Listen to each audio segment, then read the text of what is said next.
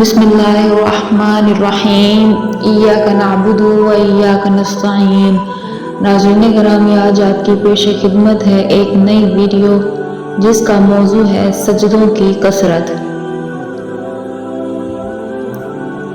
معدان بن ابی طلحہ یامری فرماتے ہیں کہ میں رسول اللہ صلی اللہ علیہ وآلہ وسلم کے آزاد کردہ غلام حضرت ثوبان رضی اللہ تعالیٰ عنہ سے ملا تو عرض کیا، مجھے کوئی ایسا عمل بتائیے جو میں کروں جس کی وجہ سے اللہ تعالیٰ مجھے جنت میں داخل کر دے۔ یا روایت کے الفاظ یوں ہیں کہ مجھے اللہ کے نزدیک سب سے پسندیدہ عمل کے بارے میں بتلائیے۔ وہ خاموش رہے۔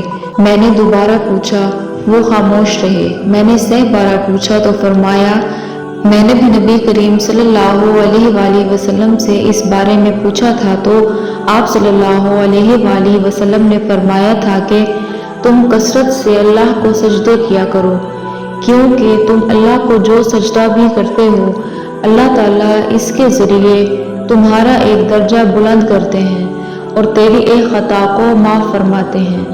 انسان رب کے سب سے زیادہ قریب سجدے میں ہی ہوتا ہے۔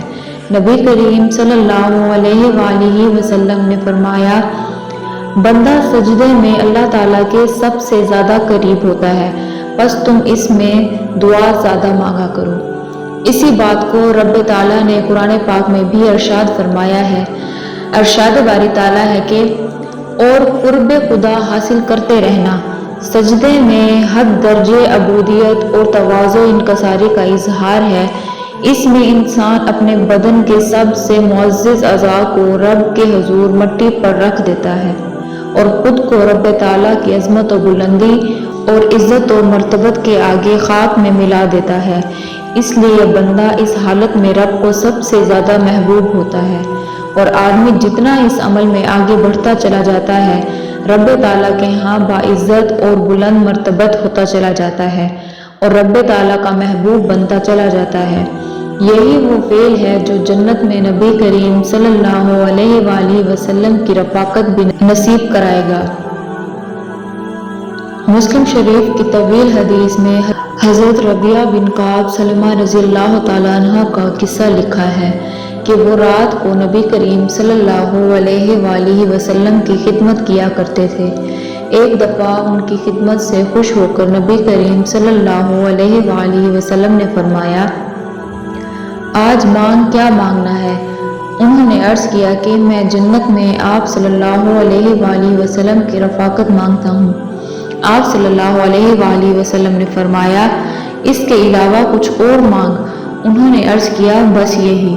تو آپ صلی اللہ علیہ وآلہ وسلم نے فرمایا، تو سجدوں کی کثرت سے میری مدد کر۔